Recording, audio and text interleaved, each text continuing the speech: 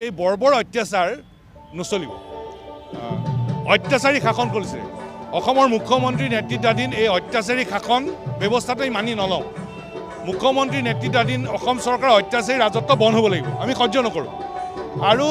ইয়াৰ লগত জড়িত দোষীক শাস্তি দিব লাগিব আৰু আমাৰ গ্ৰেপ্তাৰ হৈ থকা ছাত্ৰ সন্থাৰ প্ৰত্যেকজন সদস্যক মুক্তি দিব লাগিব শীঘ্ৰেই মুক্তি দিব লাগিব আৰু আজি সেইকাৰণে সদৌ অসম ছাত্ৰ সন্থাৰ সাধাৰণ সম্পাদক শংকৰজ্যোতি বৰুৱা উপদেষ্টা উদ্দীপজ্যোতি গগৈ আজি অনুষ্ঠানত অংশগ্ৰহণ কৰিব নোৱাৰিলে তাত থাকিবলগীয়া হৈছে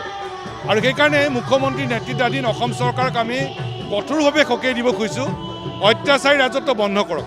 ছাত্ৰ সন্থাৰ সদস্যৰ পিঠিত পৰা প্ৰত্যেকটো কোবৰ হিচাপ হ'ব লাগিব আৰু দোষীক শাস্তি দিব লাগিব অসমত অত্যাচাৰী ৰাজত্ব আমি মানি নলওঁ সহ্য নকৰোঁ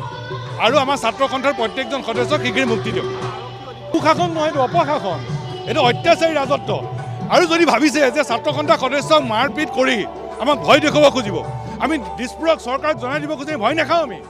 আৰু অত্যাচাৰী শাসন বন্ধ কৰক অত্যাচাৰী শাসনৰ ৰাজত্ব আমি মানি নলওঁ যি চৰকাৰে নহওক কিয় অত্যাচাৰী শাসন আমি মনা নাই আমি নামানো অত্যাচাৰী ৰাজত্ব হ'লেই তাৰ বিৰুদ্ধে ছাত্ৰ সন্থাই প্ৰতিবাদ কৰি আছে প্ৰতিবাদ কৰি যাব আৰু প্ৰতিষ্ঠা কৰি দিছোঁ যে অসমত অত্যাচাৰী শাসন আমি নামানো